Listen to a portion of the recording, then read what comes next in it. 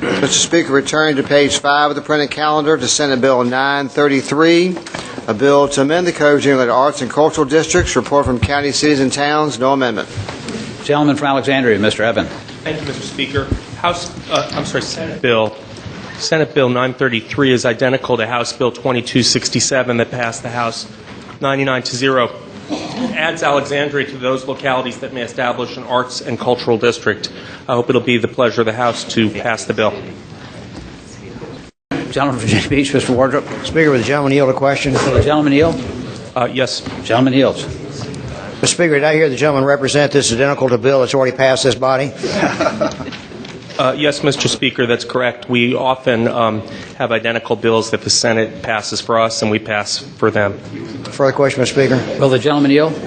Yes, Mr. Speaker. Gentleman yields. Would the gentleman tell me, and I regret the other one got by so easily, but would the gentleman tell me what benefits are bestowed by the creation of arts and cultural districts? Sure. It allows the locality certain flexibility. It allows them to provide regulatory flexibility within the districts that can include special zoning, permit processing, exemptions from certain local ordinances, and other incentives. Further, they may provide tax incentives such as a reduction in permit fees, user fees, and the gross receipts tax to the entities within the districts. They're not required to provide any particular combination of these, and all of them would be adopted by ordinance, and they would first require a public hearing with the opportunity for public comment on the proposal. The code also limits all these incentives and flexibility to a maximum of 10 years. Further question, Mr. Speaker? Will the gentleman yield? Yes. Gentleman yields. Could the gentleman tell me what type of tax incentives might be sought for these arts and cultural districts? That would be, Speaker, I would say that would be up to the local government. Alexandria did not want to presume how it would implement the authority before it had been granted it, but we have had a lot of economic development in neighborhoods that were a bit run down because of the arts, so this would allow them an additional tool to encourage businesses that could improve a neighborhood. Further question, Mr. Speaker? Will the gentleman yield? Yes. Gentleman yields. Could the gentleman tell me whether or not there are any arts and cultural activities in Alexandria that are currently a part of the proposed House budget?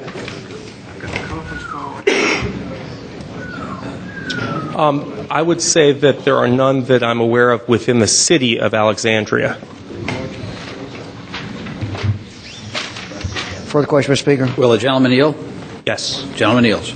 Could the gentleman give me some idea of what the financial impact might be on the locality by virtue of having this district? In other words, what sort of revenue would the city of Alexandria might be giving up in this particular instance? Mr. Speaker, I would say that they might not give up revenue, that they could possibly gain revenue. For example, in neighborhoods where property values are not as high as they might be, where there are vacant storefronts, or perhaps they have a lot of payday lenders or other businesses. If there should be business storefronts that are empty and the neighborhoods are vitalized, and there's, for example, if they should sell art or something, and that would generate sales tax funds for the Commonwealth. Further question, Mr. Speaker? Will the gentleman yield? Yes.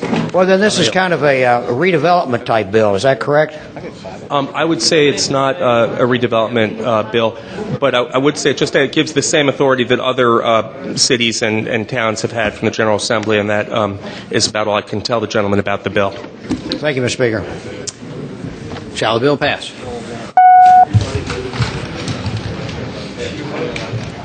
Clerk will close the roll. Ayes 92, no 7. Ayes 92, no 7. The bill is passed.